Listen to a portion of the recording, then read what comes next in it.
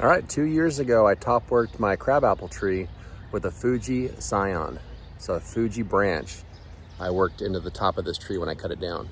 And I wanted to talk about that. Come join me in the chaos. In the chaos where the food forest thrives, in the joy of growing, our hearts come alive, embracing the mess where nature takes control.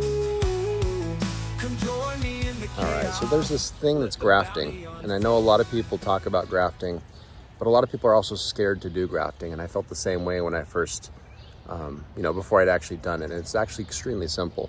So I have other videos about how to do top working. It's just a type of grafting where you cut down a tree and you make an incision in the bark when the bark's slipping, and then you slip into that incision a small pencil-sized branch, and then you kind of tape it together to hold it together so that the cambium, the vascular system, basically the veins of the tree, can grow together and it becomes a single tree.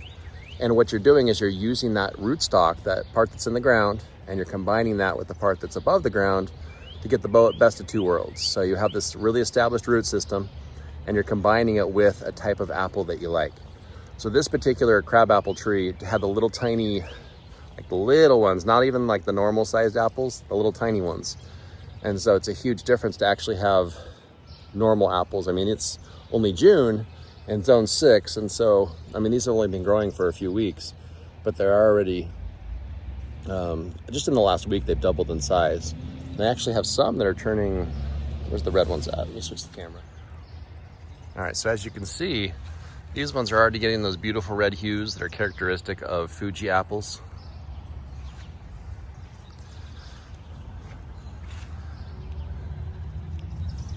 So it's pretty exciting.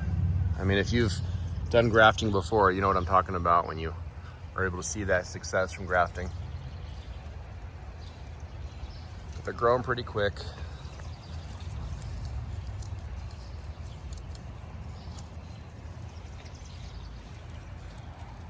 So decent sized. I don't know how big that is, like,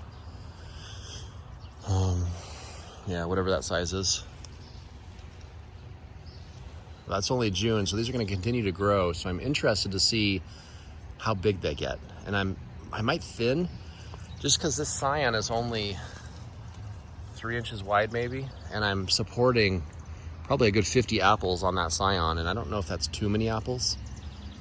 Something that I am kind of happy about is the fact that it's distributing some of that weight in different directions, like the weighted branches are kind of like umbrellaing or spreading around, not just in the front. I was worried that if all the fruit was on that side, it would be more likely to shear off.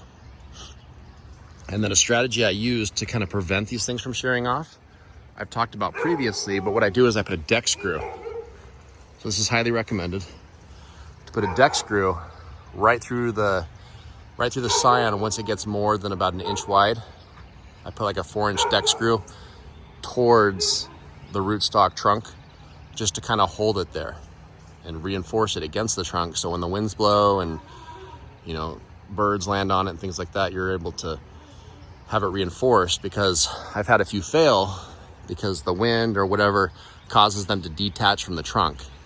And then you break that connection to the vascular system.